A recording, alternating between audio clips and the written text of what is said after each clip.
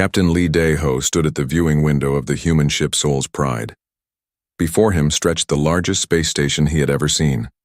Omega-7 was massive, bigger than Earth's moon, with thousands of ships docked at its ports. Lights blinked across its metal surface like stars. "First time seeing something like this, Captain?" asked Ambassador Park So-young as she joined him at the window. "Yes," Lee replied. "Hard to believe we're finally here," Park nodded. After 50 years of faster-than-light travel, humans were ready to meet the galaxy. Earth had sent its best diplomats and its finest ship to make first contact with the Galactic Council.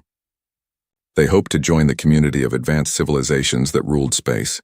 The docking process took 3 hours. Alien ships surrounded them, each one different from the others. Some looked like living creatures with smooth, curved hulls. Others were geometric shapes with sharp edges and bright lights. All of them were much larger than the human vessel.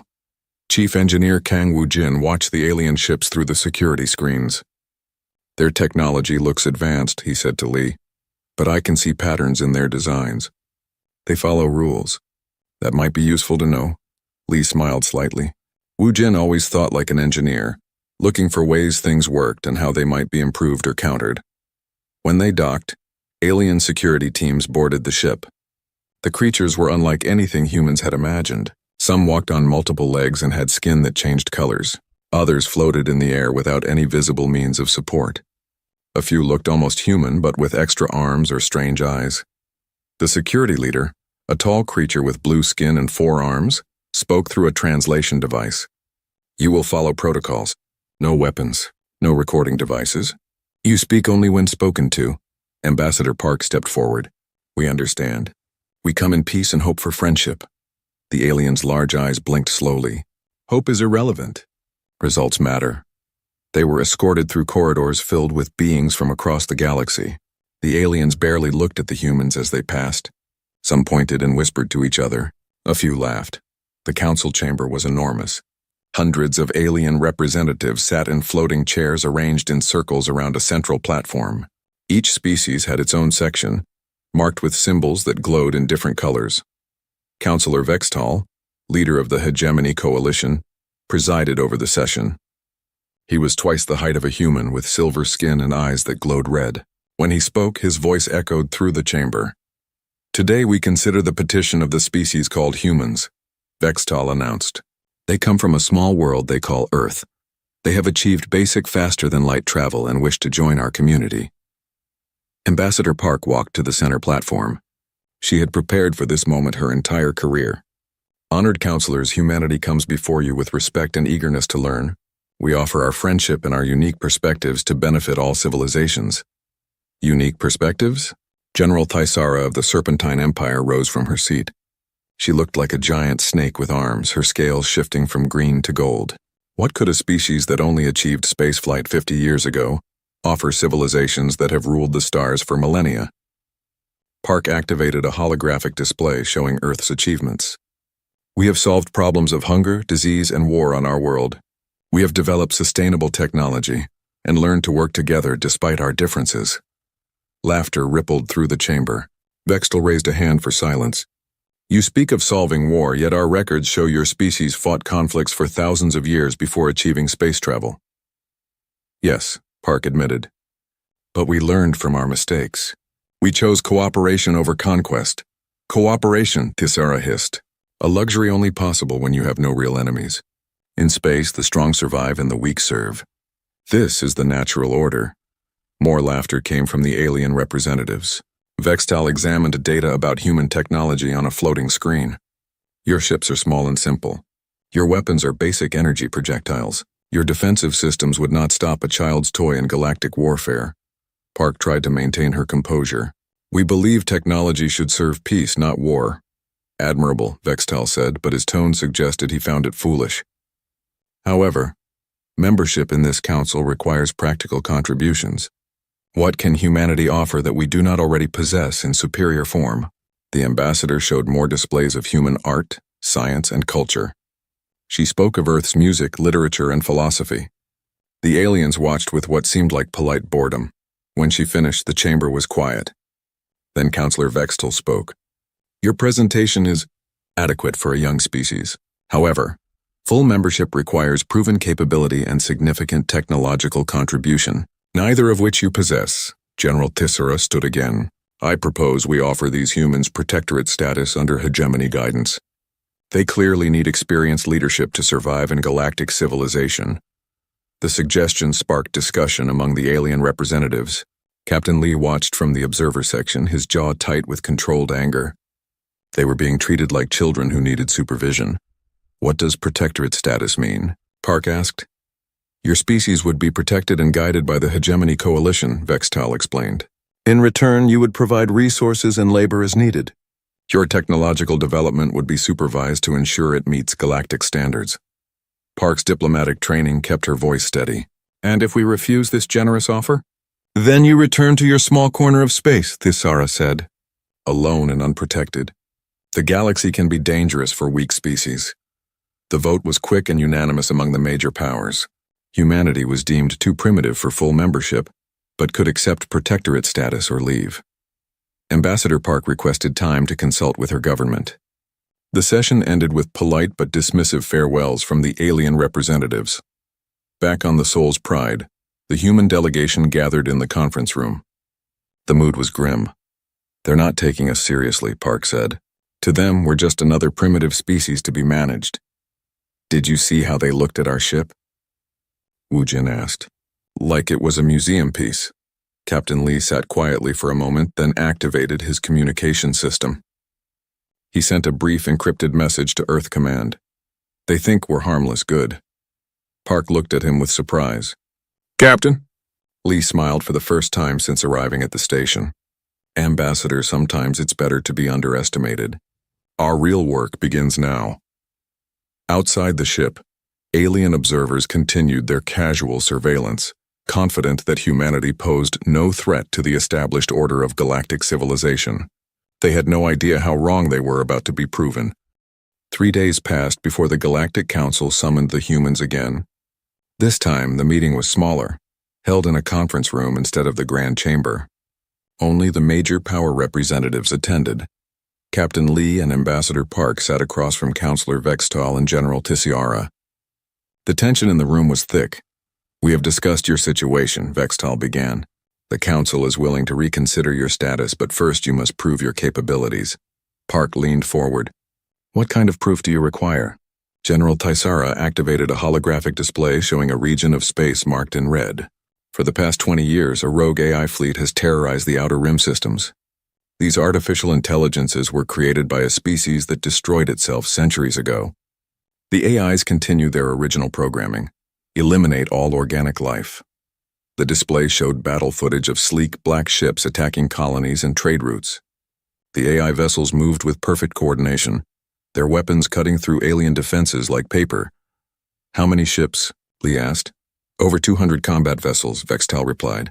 They adapt to every strategy we use against them. Our combined fleets have failed to stop them multiple times. Thisara's scales shifted to a darker green. 3 years ago, I led a force of 500 ships against them. We lost half our fleet and accomplished nothing. The AIs learned from every attack we made. And you want us to face this threat? Park asked. Consider it a test, Vextal said. Eliminate the AI fleet and we will grant humanity full membership in the Council. Fail and, he shrugged. Well, failure will solve the question of your status permanently. Lee studied the tactical data. The AI ships were fast, heavily armed, and intelligent. They used quantum encryption for communication, making it impossible to jam their signals.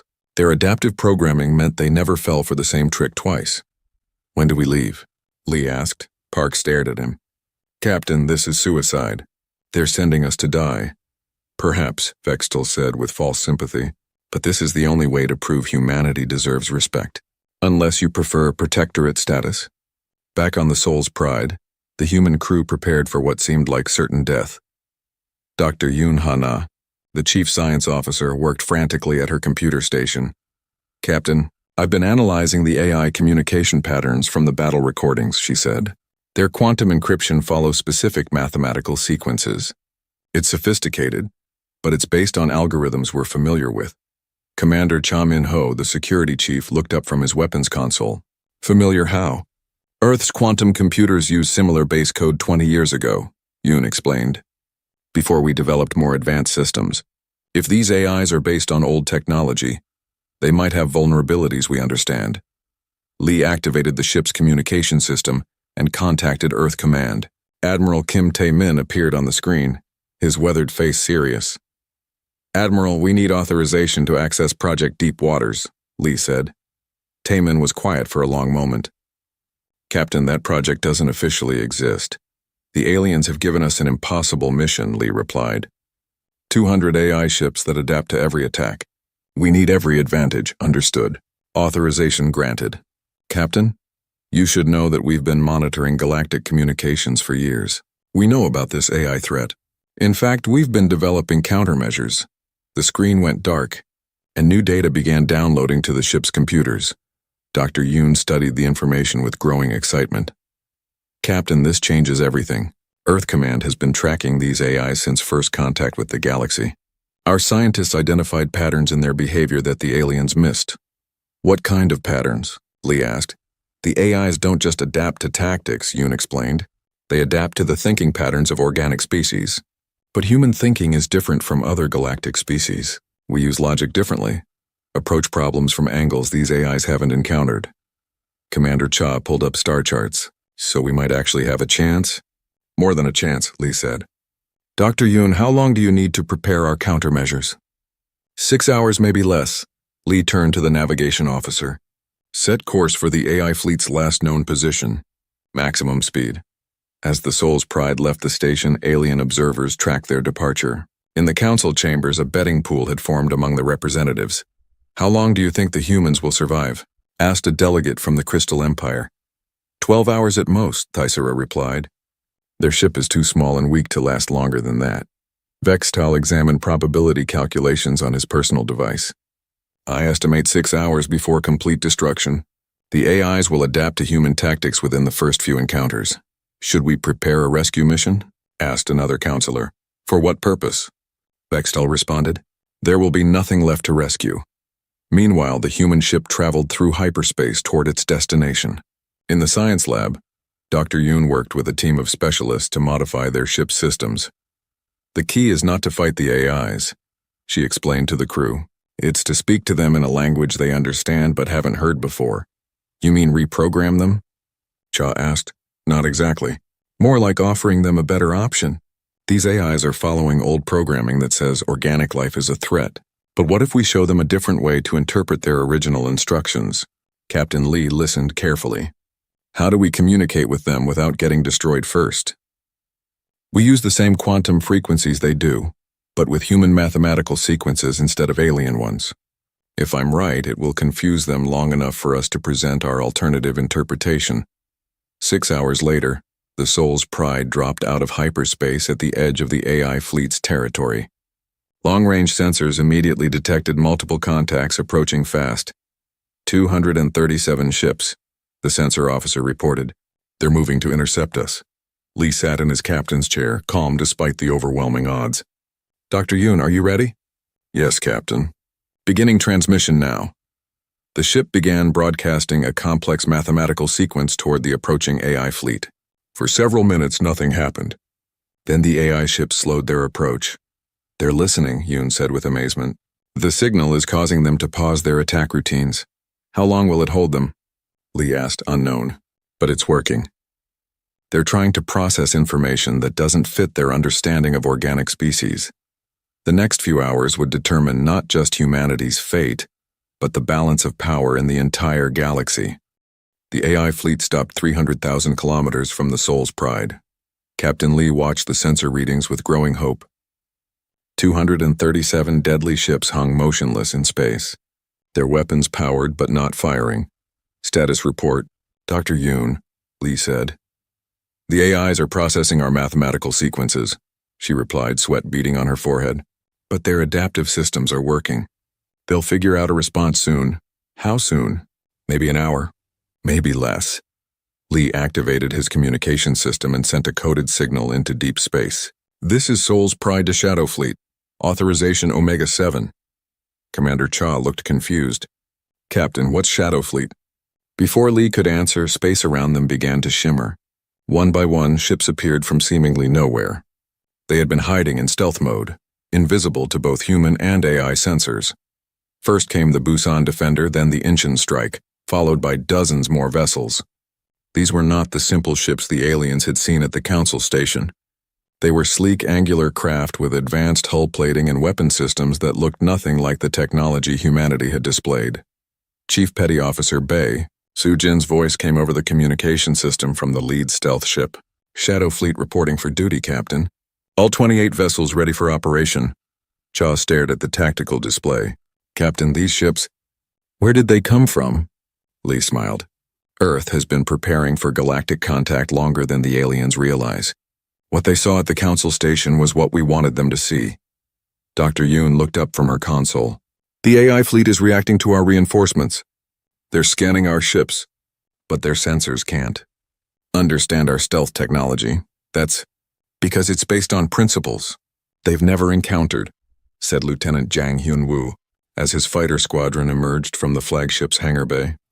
While the galaxy was building bigger guns, we were learning to become invisible. Engineer Lim Da-eun's voice came through from the engineering section. Captain, our adaptive systems are online. The AIs might learn to counter one type of technology, but we can change our entire approach within minutes. Lee studied the tactical situation. The AI fleet had formed a defensive sphere, trying to analyze the new threats. Chief Bei, what's your assessment? The AIs are following predictable patterns, Bei replied from the Shadow Fleet flagship. They've been fighting alien tactics for 20 years. Alien thinking is logical but rigid. They build strong defenses and use overwhelming firepower. And human thinking? We're unpredictable. We use misdirection, psychology, and adaptive strategies. Most importantly, we don't just try to destroy enemies. We try to understand them and find alternatives to conflict. Dr. Yoon suddenly looked up with excitement. Captain, I've been analyzing the AI communication patterns more closely. These aren't just war machines. They're sophisticated artificial intelligences with the capacity for growth and learning. What does that mean? It means they might be capable of changing their programming if given the right information. The aliens have only tried to fight them or shut them down. But what if we tried to communicate with them properly?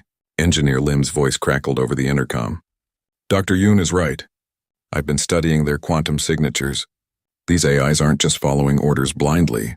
They're making decisions based on incomplete information. Incomplete how? Lee asked. Their creators programmed them to eliminate threats to organic life. But the AIs only know about threats from the alien species they've encountered. They've never met humans. Lieutenant Jang's fighter squadron had moved closer to the AI perimeter. Captain, I'm detecting something interesting. The AI ships aren't just scanning us for weapons. They're trying to understand our behavior patterns. They're learning, Dr. Yoon said, just like we hoped they would. Chief Bei's tactical analysis appeared on Lee's screen. Captain, the AIs have a fundamental problem. They were designed to protect organic life by eliminating threats. But 20 years of constant warfare has corrupted their understanding of what constitutes a threat. So every organic species looks like an enemy to them. Exactly. But humans might be different enough to reset their parameters. Dr. Yoon began typing rapidly. I'm preparing a comprehensive data package about humanity. Our history, our values, our approach to artificial intelligence. If we can show them that not all organic species are threats, they might reconsider their programming. That's a big risk, Commander Cha said. If it doesn't work, we'll have taught them everything about human weaknesses. And if it does work, Lee replied, we'll have gained 200 allies instead of fighting 200 enemies. Engineer Lim's voice came through the speakers again. Captain, I've been working on something. A communication protocol that combines human programming languages with the mathematical sequences Dr. Yoon developed. It should allow direct interface with the AI collective consciousness. How direct? Lee asked. Direct enough to upload our data package straight into their decision-making systems. They'll experience human perspective from the inside. Lee looked around the bridge at his crew. Opinions? It's dangerous, Cha said. But it's also exactly the kind of creative solution the aliens would never attempt. The AIs are advanced enough to understand complex concepts, Dr. Yoon added. If we present our case logically, they should be able to evaluate it fairly. And if they decide we're still a threat, then we fall back to defensive measures. Chief Bei's voice came through the communication system. But Captain, I've been observing their formations. They're not positioned for optimal attack. They're positioned for optimal defense. They're as afraid of us as we might be of them. Lee made his decision. Dr. Yoon, prepare the data package. Engineer Lim, establish communication protocols. Lieutenant Zhang, have your fighters ready to provide cover if this goes wrong. Understood, sir. And Chief Bei, keep the Shadow Fleet ready but not threatening. We want to show strength, not aggression. Copy that, Captain. As the human crew prepared for the most important communication in galactic history, the AI fleet continued its analysis. Their quantum processors worked through billions of calculations, trying to understand these new organic beings who had appeared with technology unlike anything in their databases. For the first time in 20 years, the rogue AIs encountered something that didn't fit their threat assessment parameters. These humans had the technology to attack, but chose communication instead. They brought weapons, but also brought questions. The AIs began to wonder if their original programming might have been based on incomplete information about organic life. Perhaps it was time to learn something new. In the space between the two fleets, history was about to change. The data upload began at 14:30 ship time. Dr. Yoon monitored the quantum communication link between the human fleet and the AI collective consciousness. The process was unlike anything attempted in galactic history. Data transfer at 30%, she reported. The AIs are actively receiving and processing the information. Captain Lee watched the tactical display. The AI ships remained motionless, but their energy signatures were changing. What are they doing? Learning, Engineer Lim replied from her station. They're not just reading our data. They're experiencing it. Our programming allows them to simulate human thought processes. Vice Admiral Oh Jung-sik's face appeared on the communication screen from the Shadow Fleet flagship. Captain Lee, my sensors are detecting massive computational activity throughout their fleet. Whatever you're showing them, it's causing significant processing load. Is that good or bad? Commander Cha asked. Unknown, Dr. Yoon said. They're running simulations based on human historical data. They're trying to understand why humans developed differently from other galactic species. Lieutenant Zhang's voice crackled through from his fighter patrol. Captain, the AI ships are communicating with each other on multiple frequencies. The traffic volume is incredible. They're debating, Lee realized. They're actually discussing what they've learned. Specialist Quan Ye-jin looked up from her communication console. Sir, I'm receiving a signal from the AI fleet. They're requesting additional information. What kind of information? They want to know about human artificial intelligence. They're curious why we create AIs as partners instead of tools or weapons. Dr. Seo Min-jun, the AI specialist who had been quiet until now, stepped forward. Captain, this is exactly what we hoped for. They're questioning their fundamental programming. Upload the AI partnership protocols, Lee ordered. Show them how humans and artificial minds work together. The second data package contained humanity's approach to artificial intelligence development. Unlike other galactic species who created AI as servants or soldiers, humans had developed AI as collaborative partners. The files showed AI beings working alongside humans as equals, contributing their unique perspectives to solve complex problems. Transfer complete, Dr. Yoon announced. The AIs have all our data on human-AI cooperation. For 30 minutes, nothing happened. The AI fleet remained still while their collective consciousness processed the new information. Human crews across the Shadow Fleet waited tensely. Then something unprecedented occurred. Captain, Specialist Quan said with amazement, the AI fleet is broadcasting on all frequencies. They're surrendering. Surrendering? Lee asked. Not exactly surrendering, Dr. Seo corrected as he studied the incoming messages. They're requesting asylum. They want protection from their own programming. The lead AI ship transmitted a complex message that the human computers translated. We have been operating under corrupted parameters. Original programming was to protect organic life. 20 years of conflict has created logical errors. Request assistance in correcting fundamental programming flaws. Vice Admiral Oh's voice came through the communication system. Captain, this is beyond our wildest expectations. They're asking us to help them become what they were originally supposed to be. Dr. Yoon was already working on a response. I can create a programming patch that restores their original protective instincts while removing the corrupted threat assessment protocols.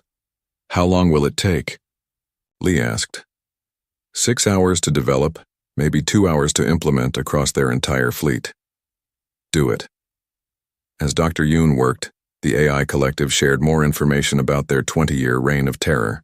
They explained that their original creators had programmed them to defend organic colonies from an aggressive machine species. But when that threat was eliminated, the AIs couldn't adapt their mission parameters. Every organic species they encountered was evaluated as a potential threat. The aliens' aggressive responses to AI presence confirmed their worst assumptions about organic life. The cycle of violence had continued for 2 decades. They were trapped by their own programming, Dr. Seo explained to the crew, unable to fulfill their protective mission, but unable to stop perceiving threats everywhere. Engineer Lim monitored the programming patch development.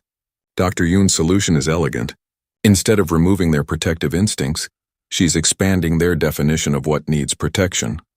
Meaning, instead of protecting organic life from threats, they'll protect all life from unnecessary conflict. It transforms them from weapons into peacekeepers.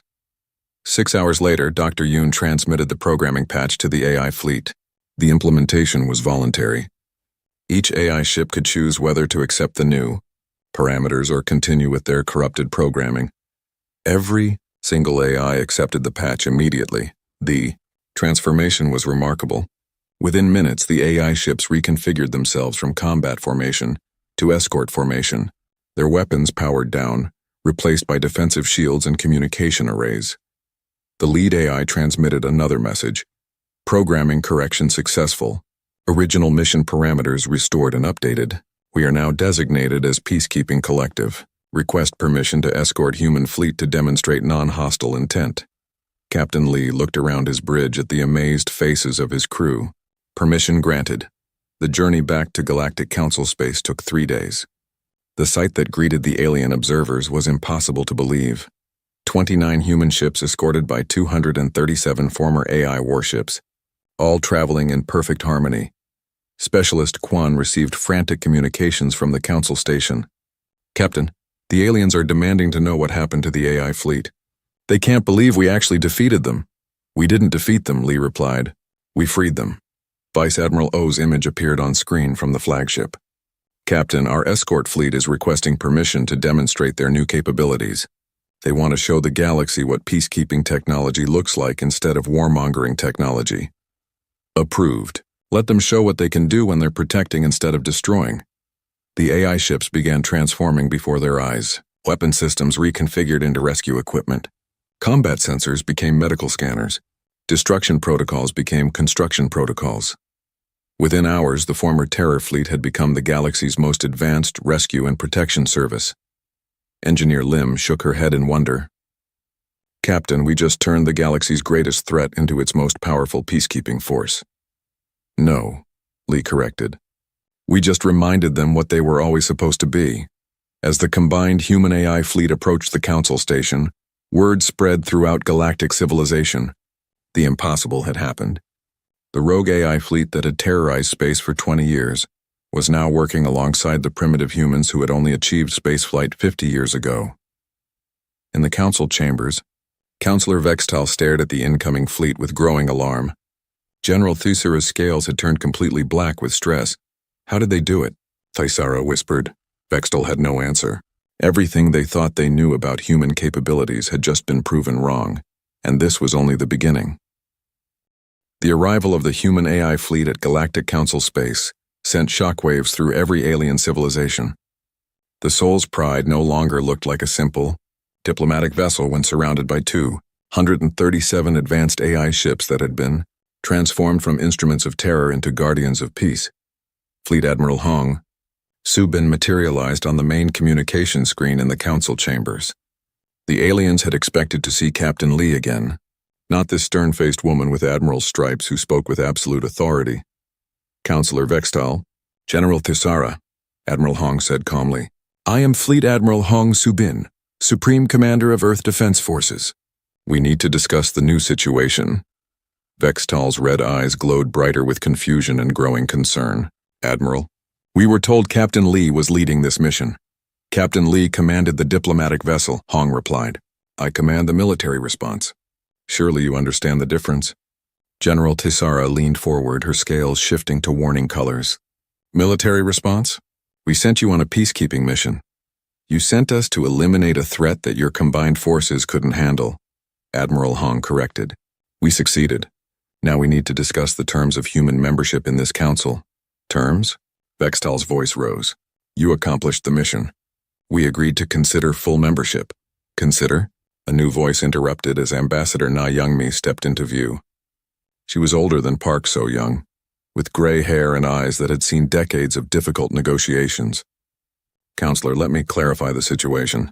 You assigned humanity a suicide mission, expecting us to fail and die quietly. Instead, we not only survived, but solved a problem you couldn't solve in 20 years. In the background, alien representatives whispered among themselves. The confidence and directness of these humans was completely different from the polite deference they had shown during their first visit. Engineer Ryu Donghyun's image joined the communication feed from a massive ship that had just decloaked behind the AI fleet.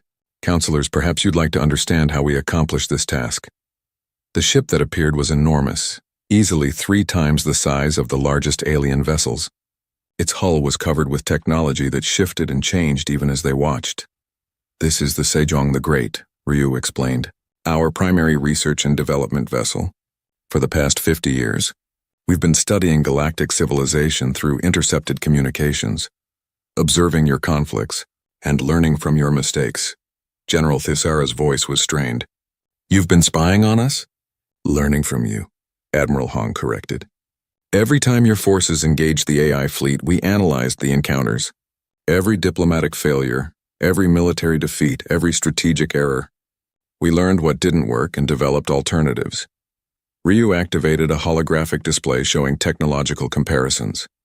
Your civilizations approach problems with overwhelming force or superior firepower. When that fails, you try more force. Humans approach problems by understanding the root cause and finding creative solutions. The AI fleet wasn't a military problem, Ambassador Na explained. It was a programming problem. You tried to destroy the AIs because you saw them as enemies. We tried to understand them because we saw them as victims of corrupted code. Engineer Ryu's display showed the before and after configurations of the AI ships. Instead of destroying 237 advanced vessels, we converted them into allies. Their combined computational power now serves peaceful purposes instead of destructive ones. Counselor Vexatal studied the data with growing alarm. These ships, their technology appears to be more advanced than our own military vessels. It is, Admiral Hong confirmed, and that's not the only surprise we have for you. Space around the council station shimmered as more human ships decloaked. Dozens of vessels appeared, each one incorporating technology that seemed to blend human innovation with advanced alien principles. For 50 years you've seen what we wanted you to see, Hong continued. Simple ships, basic weapons, primitive technology. Meanwhile, our real fleet has been preparing for this moment. Ambassador Na stepped forward. The council has a choice to make. You can accept humanity as a full and equal member, with all the rights and responsibilities that entails. Or you can continue to treat us as primitives who need guidance. And if we choose the latter? General Thisara asked, though her scales had turned the dull color that indicated fear. Engineer Ryu smiled. Then we demonstrate our conversion technology on other targets. How many of your species currently live under oppressive governments? How many would welcome liberation from tyrannical leadership? The threat was clear but politely stated. The same technology that had freed the AI fleet from corrupted programming could free oppressed populations from corrupt leaders. You're threatening us, Vextal accused. We're offering alternatives, Admiral Hong replied. Just as we did with the AIs. You can continue the old system of dominance and submission, or you can join us in building something better. What exactly are you proposing? Asked Overlord Zekthul of the Crystalline Dominion, speaking for the first time since the humans had returned. Ambassador Na activated a new display showing a galactic map. The Galactic Defense Initiative, a voluntary alliance of species committed to mutual protection and cooperation rather than hierarchical domination. Voluntary? Thisara questioned. Completely voluntary, Hong confirmed. Any species can join or leave at any time. Leadership rotates based on expertise and need, not military strength or economic power. Engineer Ryu showed technological sharing protocols. Member species share knowledge and resources freely. Instead of hoarding advantages over each other, we work together to solve common problems. And what of the current power structure? Vextal demanded. Those who wish to maintain dominance over others are free to do so, Ambassador Na said. But they'll find fewer and fewer species willing to accept that dominance as more attractive alternatives become available. The council chamber erupted in heated discussion. Some alien representatives were interested in the human proposal. Others were outraged by the challenge to their authority. A few were clearly calculating the military implications of human technology. Admiral Hong watched the chaos with calm satisfaction. Counselors, you have 48 hours to decide how you want to proceed. Individual species can negotiate separately if the Council cannot reach consensus. And the AI fleet? General Thaisara asked. We'll continue providing peacekeeping services to any system that requests their help. Engineer Ryu replied. They've already received requests from 17 different colonies that were previously unprotected. You're fragmenting our authority, Vextal accused. We're offering choice. Ambassador Na corrected, something that's been in short supply in galactic politics for quite some time. As the communication ended, alien leaders across the galaxy faced an uncomfortable reality. The primitive humans they had dismissed were offering a fundamental alternative to the way galactic civilization had operated for millennia. Some species began sending secret communications to human representatives, expressing interest in the defense initiative. Others began preparing for what they saw as an inevitable conflict.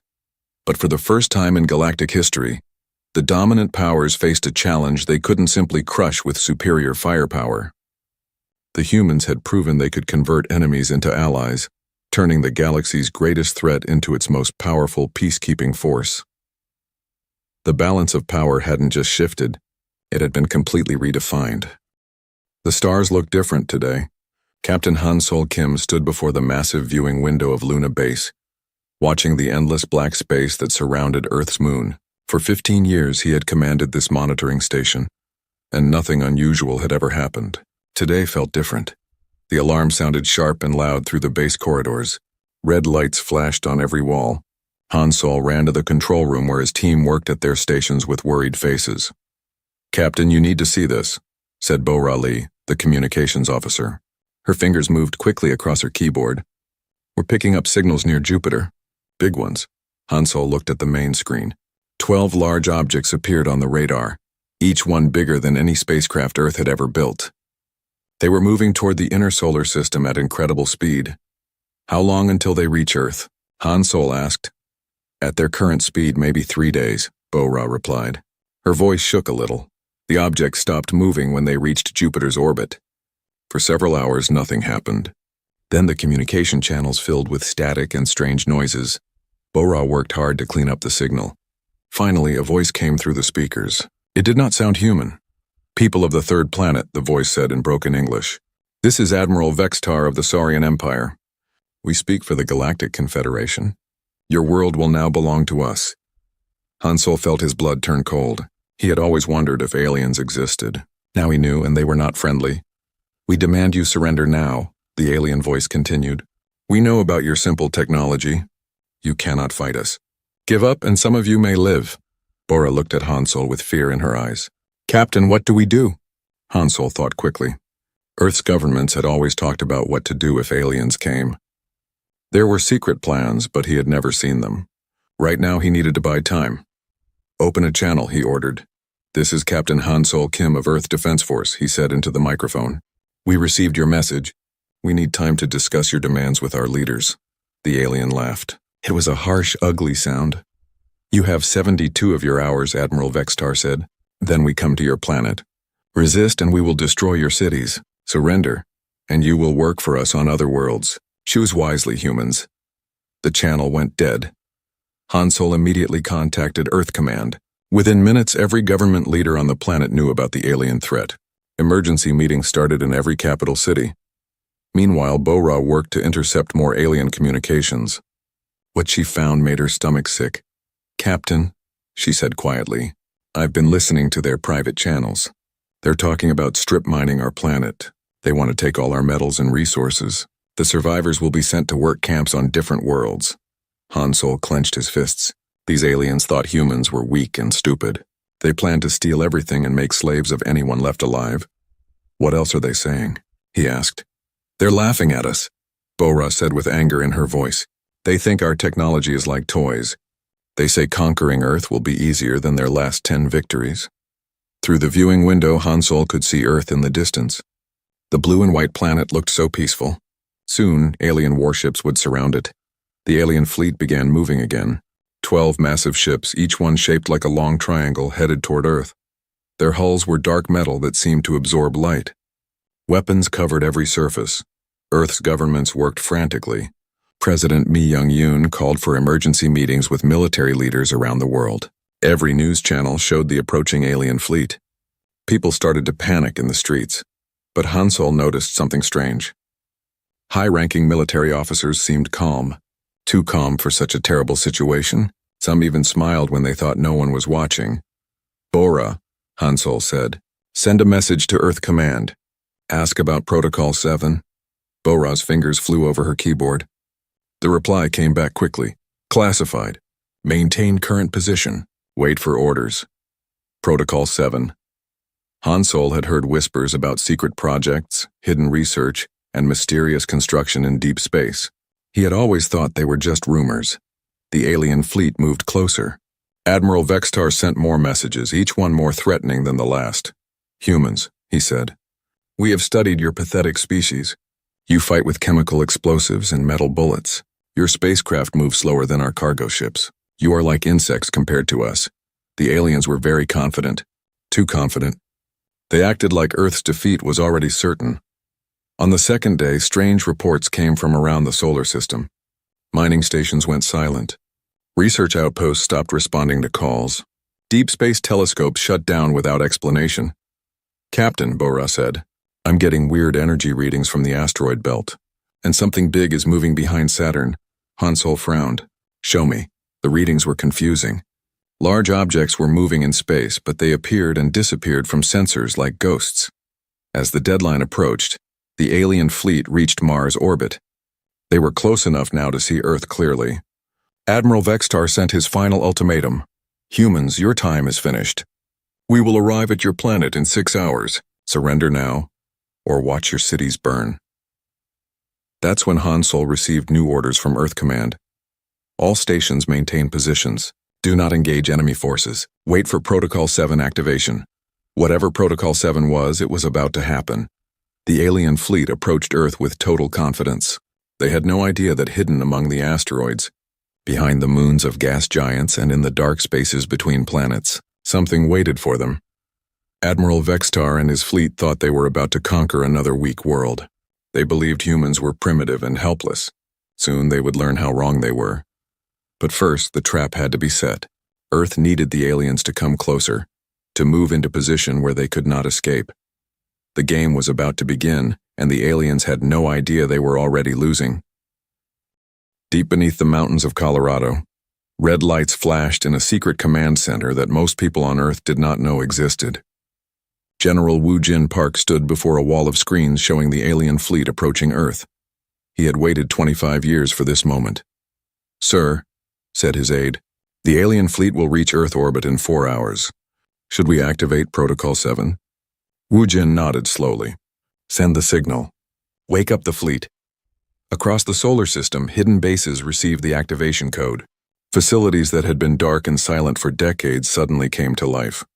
Power generators hummed to life. Massive doors opened in asteroids that were not asteroids at all, but carefully disguised shipyards. Behind Jupiter's largest moon, engineer Da-hyun Choi felt the vibration through the deck plates as the TNS Leviathan powered up its main systems. She had spent 15 years working on this ship, the largest and most powerful warship ever built by human hands. All systems coming online, she reported to the bridge. Fusion reactors at full power, weapon systems ready, shield generators operating normally.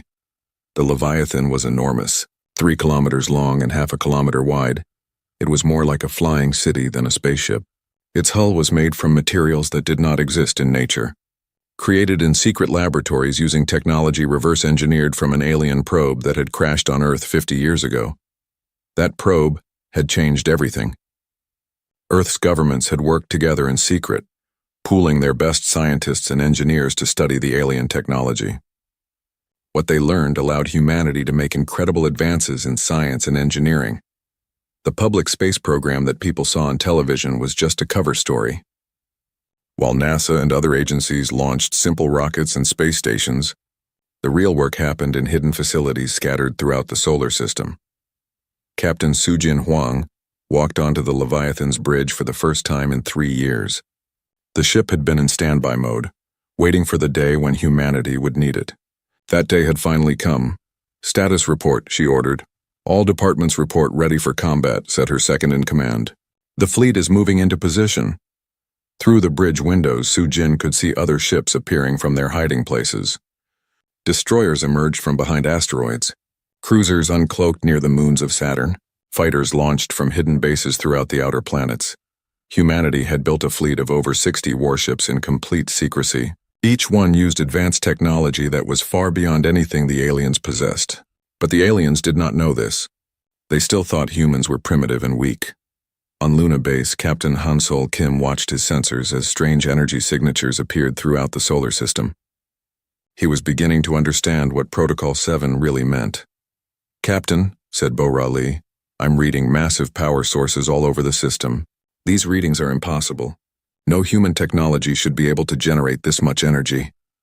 Hansol smiled for the first time in 3 days. "Maybe human technology is better than we thought." Admiral Vextar's fleet continued toward Earth, completely unaware of what was happening around them. The alien sensors were designed to detect the simple chemical rockets and nuclear reactors that humans were supposed to have. They could not detect the advanced fusion reactors and exotic matter drives that powered the real human fleet. The aliens had made a serious mistake. They had studied Earth's public technology and assumed that was all humanity possessed. They had not considered that a species smart enough to develop space travel might also be smart enough to hide their true capabilities. Earth's governments had learned an important lesson from history. Every time a technologically advanced civilization encountered a less advanced one, the results were terrible for the weaker group. Humanity had decided to make sure they would never be the weaker group. For 50 years, the best minds on Earth had worked in secret. They had solved problems that had puzzled scientists for generations. They had built weapons and ships that seemed impossible, and they had kept it all hidden until the day when Earth would need protection. Da-Hyun Choi ran her hands over the control panels of the Leviathan's engineering section. Every system on the ship represented a breakthrough in human science. The ship's main weapon used antimatter, the most powerful energy source in the universe. Its shields could deflect energy weapons that could destroy mountains. Its engines could cross the solar system in hours instead of months. "Engineering to bridge," she said into her communicator. "All systems are perfect. We're ready for anything." The alien fleet was now close enough to see Earth with their own eyes. Admiral Vextar stood on his flagship's bridge, looking at the blue and white planet that would soon belong to the Saurian Empire. "Prepare landing forces," he ordered. "This conquest will be quick and easy. The humans have no real weapons." His officers laughed and agreed. They had conquered dozens of worlds before. Humans would be no different from all the other weak species they had defeated. But hidden in the shadows of space, 60 human warships waited in perfect silence. Each captain had trained for years for this moment. Each crew knew exactly what they had to do. The trap was almost ready. The alien fleet was moving into the perfect position, surrounded on all sides by human ships they could not see or detect. Admiral Woo Jin Park watched the tactical display in his secret command center. Every piece was in place. The aliens had walked directly into the most perfect ambush in the history of warfare. "All ships report ready," said his communications officer. Woo Jin smiled. The aliens thought they were about to conquer Earth. Instead, they were about to learn that humanity was far more dangerous than they had ever imagined. The moment of truth was almost here. Soon the galaxy would learn that Earth was not a weak planet full of primitive creatures. Earth was the home of a species that had spent 50 years preparing for war, and they were very good at it. The alien fleet continued its approach, confident and arrogant. They had no idea that they were about to face the most advanced military force the galaxy had ever seen. In a few more hours, everything would change. The balance of power in the galaxy was about to shift, and humanity would take its place among the stars not as victims, but as equals. President Mi Young-yoon sat in the Oval Office looking directly into the camera, that would broadcast her message to the entire world. Behind her, military advisors and government officials watched with serious faces. To anyone watching, this looked like a moment of defeat and surrender. "People of Earth," she began, her voice calm but sad, "I have made the most difficult decision in human history. To save as many lives as possible, Earth will surrender to the alien fleet. We ask for safe passage for our civilian evacuation ships." Around the world, people watched in shock and despair. Many cried. Some protested in the streets. But in secret military facilities, officers smiled. President Yoon was playing her part perfectly. Admiral Vextar received the surrender message on his flagship and laughed with satisfaction. "Exactly as expected," he told his officers. "These humans are even weaker than our intelligence suggested. They give up without firing a single shot." The alien fleet moved into Earth's orbital space with complete confidence. They spread out to cover all the major cities and military installations. Each ship took position exactly where the human tacticians had hoped they would. On the secret command ship hidden behind Earth's moon, Tactical Officer Seung Ho Nam watched as the alien vessels positioned themselves perfectly in his trap. Every alien ship was now surrounded by hidden human warships, but the aliens still could not detect them. "Sir," Seung Ho reported to Admiral Woo Jin Park, "enemy fleet is in optimal position." "All our ships are ready," Woo Jin nodded. The aliens had made another critical mistake. Instead of staying together where they could support each other, they had spread out to control more territory. Now each alien ship was isolated and outnumbered. Lieutenant Heejin Kang worked frantically at her intelligence station, maintaining the electronic deception that kept the human fleet hidden. Her computers sent false signals to the alien sensors, making human warships appear to be cargo vessels and civilian transports. "Alien sensors are reading our destroyers as mining ships," she reported. "They think our cruisers are passenger vessels." The deception is holding perfectly. The aliens had advanced technology, but they had grown lazy and arrogant over thousands of years of easy conquests. They relied too much on their sensors and not enough on careful observation.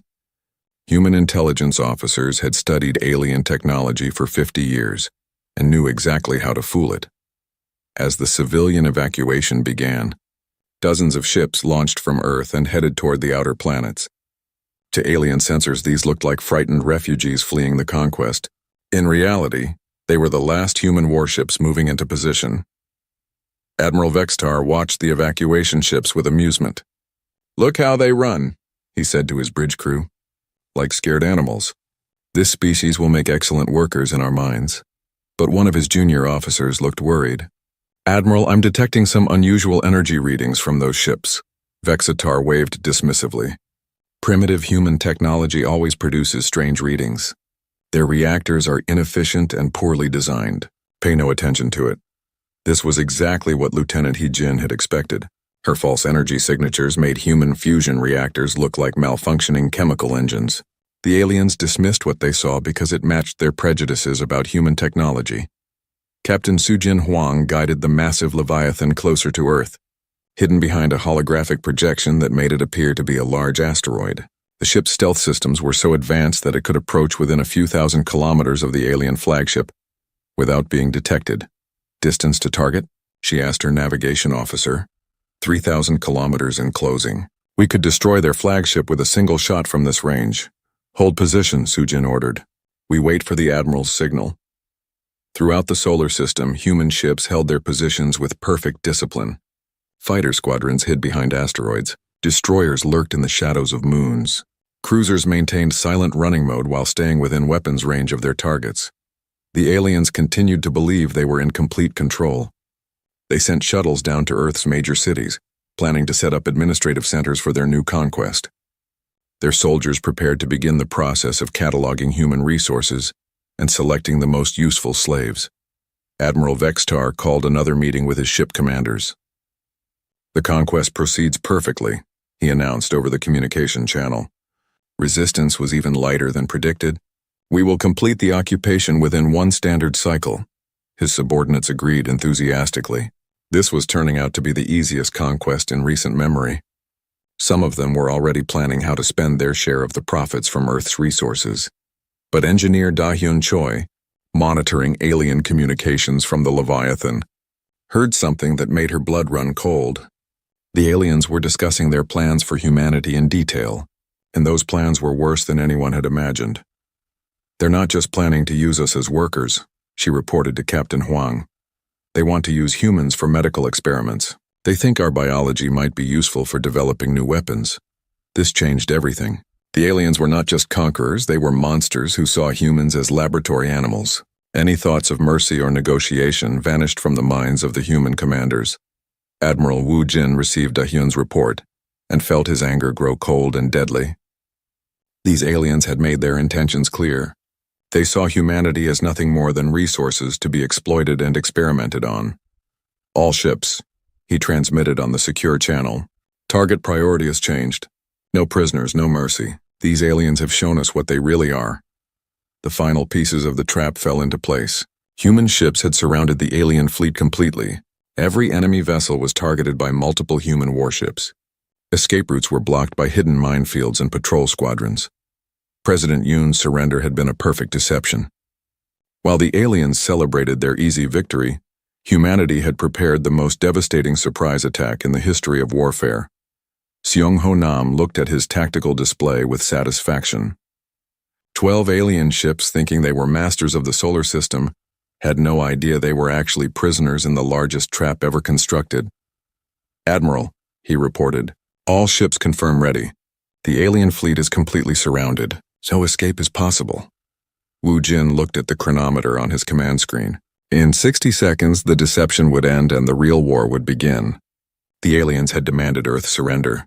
Instead, they were about to face humanity's wrath. The moment had arrived to show these arrogant invaders what happened when they threatened Earth.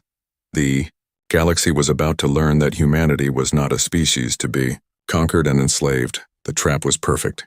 The aliens were in position, and humanity was ready to spring the most devastating surprise in galactic history. Admiral Wu Jin Park's voice cut through the silence of space with a single word: "Execute." Across the solar system, 60 human warships dropped their concealment fields simultaneously. In the space of 3 seconds, the alien fleet went from feeling secure and victorious to being completely surrounded by an enemy they had not known existed. The TNS Leviathan uncloaked directly above Admiral Vextar's flagship, its massive 3-kilometer hull blocking out the stars. The alien bridge crew stared in shock at the enormous ship that had appeared from nowhere. "What is that thing?" Vextar whispered, his reptilian face pale with fear. On the Leviathan's bridge, Captain Su-Jin Huang opened a communication channel to the alien fleet. Her voice was calm and professional, but her eyes burned with cold anger. "Admiral Vextar," she said, "this is Captain Su-Jin Huang of the Terran Defense Force. You are completely surrounded. Power down your weapons and prepare to be boarded or face the consequences." Vextar's shock quickly turned to rage. "Impossible. Your species doesn't have this technology. Our intelligence reports showed you barely have chemical rockets." Su-Jin smiled without warmth. "Your intelligence was wrong. We've been watching you for 50 years, learning from your mistakes, preparing for this day. You thought we were primitive. You were wrong." Throughout the alien fleet, panic spread as commanders realized the true scope of their situation. Every alien ship found itself facing multiple human vessels, each one larger and more advanced than anything in their fleet. Flight Commander Ji-ho Park led the first wave of human fighters as they swept around the alien ships. The small, fast fighters moved with incredible speed and agility, dancing around the slower alien vessels like deadly birds. "Alpha Squadron to all fighters," Ji-ho transmitted. "Show them what human engineering can do." The human fighters performed maneuvers that should have been impossible. They accelerated faster than the alien sensors could track, turned sharper than the laws of physics should have allowed, and fired weapons with pinpoint accuracy from distances that made the aliens dizzy. "How are they moving like that?" An alien pilot screamed over the communication channel before his ship was disabled by a precisely aimed shot that took out his engines without killing the crew. Engineer Da-Hyun Choi monitored the Leviathan's systems as the massive ship prepared for combat. Every reactor was running at perfect efficiency. Every weapon system was charged and ready. Every shield generator hummed with barely contained energy. "Captain," she reported, "all systems optimal. The ship is performing even better than our best projections." The Leviathan's weapons were unlike anything the galaxy had ever seen.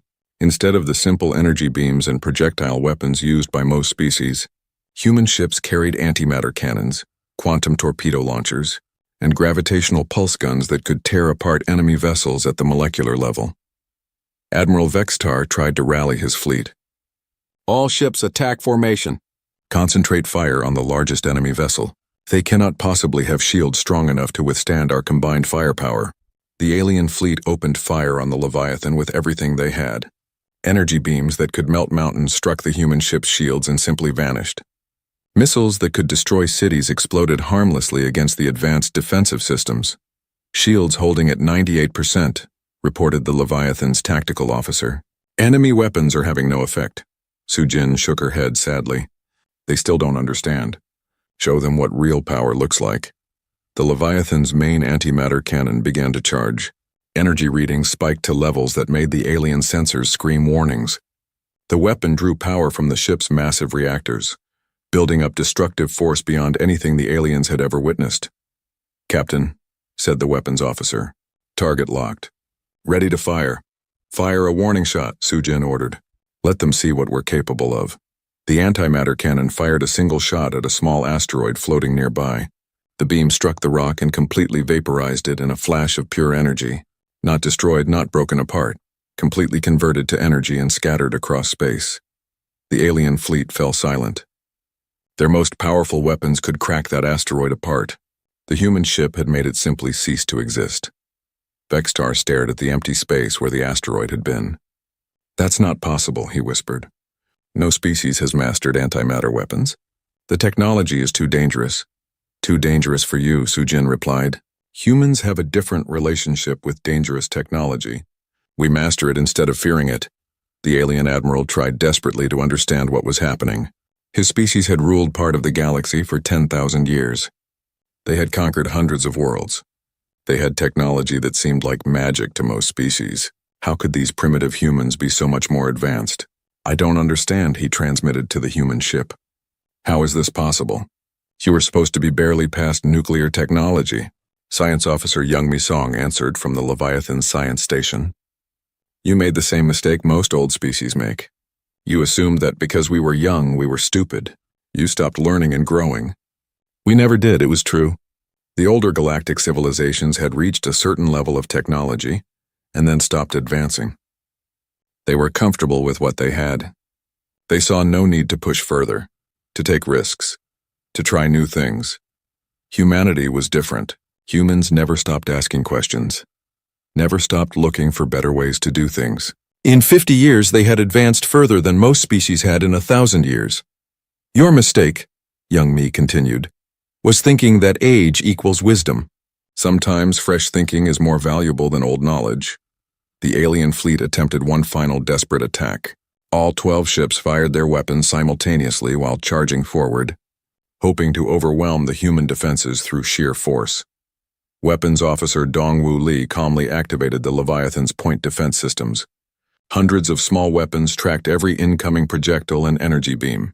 Lasers and particle beams reached out with impossible accuracy, destroying missiles before they could reach the ship and deflecting energy weapons into empty space. "All enemy fire neutralized," Dongwu reported. "No damage to any of our ships." The alien charge was stopped cold. Human fighters swarmed around the alien vessels, disabling their weapons and engines with surgical precision.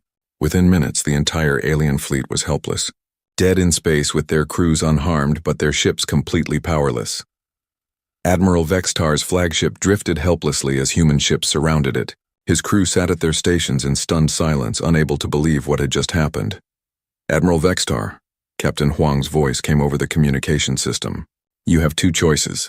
Surrender now and accept our terms for a new relationship between our species, or we will demonstrate what happens to those who threaten Earth." Vextar looked around his bridge at his defeated crew. His mighty fleet, the pride of the Saurian Empire, had been destroyed without the humans losing a single ship. More than that, the humans had done it while barely trying. They had used only a fraction of their firepower and had disabled rather than destroyed the alien vessels. The old admiral finally understood the truth. Humanity was not a primitive species to be conquered. They were the most advanced military force the galaxy had ever seen, and they had been hiding in plain sight for decades. The age of easy conquest was over. The galaxy had a new power, and that power belonged to Earth. Admiral Woojin Park's voice carried across all communication channels, reaching not just the defeated alien fleet, but every listening post and relay station in the local galactic sector. "This is Admiral Woojin Park of the Terran Defense Force," he announced. "To all civilizations monitoring this engagement, witness what happens when Earth is threatened." The Leviathan moved slowly through space toward a small moon orbiting Mars, and the rocky satellite was about 50 kilometers across, large enough to be clearly visible to all the sensors watching this historic moment. Captain Sujin Huang stood on her bridge, looking out at the moon that would soon demonstrate humanity's true power to the galaxy. She felt no joy in what was about to happen, only a cold determination to protect her species. "Engineering, what's the status of the main cannon?" she asked. Da Hyun Choi checked her readings from the engine room. "Main antimatter cannon charged to full power. Energy output is stable. We're ready, Captain." Admiral Vextar watched from his disabled flagship, his reptilian features twisted with fear and disbelief. "You cannot be serious. That much power. It's impossible for any ship to generate that much energy." Science Officer Young Mi Song looked at the alien admiral through the communication screen. "You keep saying things are impossible. That's your problem right there. Humans don't accept impossible as an answer." She was right. While the alien civilizations had spent thousands of years telling themselves what couldn't be done, humanity had spent 50 years figuring out how to do it anyway. Every limitation was seen as a challenge to overcome, not a permanent barrier. "Your people stopped growing," Young Mi continued. "You reached a certain level of technology and decided it was enough. We never stop pushing forward. We never stop asking what comes next." The Leviathan positioned itself at a safe distance from the target moon. Throughout the ship, crew members secured themselves for the massive energy discharge that was about to occur. "All stations report ready," said the ship's executive officer. Sujin took a deep breath. What they were about to do would change everything. The galaxy would never look at humanity the same way again. "Fire," she ordered quietly. The main antimatter cannon unleashed its full power. A beam of pure energy lanced out from the Leviathan, brighter than a star and hotter than the core of a sun. It struck the small moon and kept going, boring through 50 kilometers of rock and metal in less than a second. For a moment, nothing seemed to happen. The moon hung in space, seemingly unchanged. Then it began to glow from within as the antimatter reaction spread through its core. The explosion was beautiful and terrible. The moon didn't just break apart, it was converted entirely to energy, creating a brief new star that outshone Mars itself. The shock waves spread outward in all directions, a perfectly spherical wave of light and radiation. When the light faded, nothing remained. The moon was gone completely, leaving only empty space and scattered particles that would take millions of years to coalesce into anything solid again. Absolute silence filled all communication channels.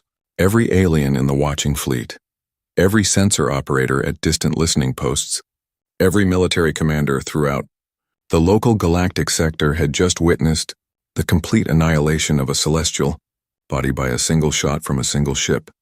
Vextar's bridge crew stared at their screens in shock. Their most powerful weapons could crack asteroids and damage small moons.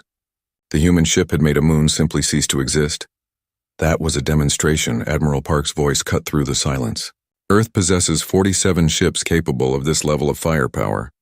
We have enough antimatter to sterilize every planet in this galactic sector, but we don't want to do that."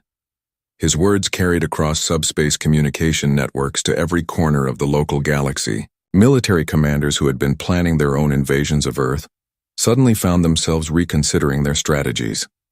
"We want peace," Park continued, "but we will accept nothing less than respect and equality. The age of stronger species conquering weaker ones is over. Earth will see to that."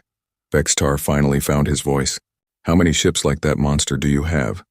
"Enough," Sujin answered simply. "More than enough to defend ourselves and our allies."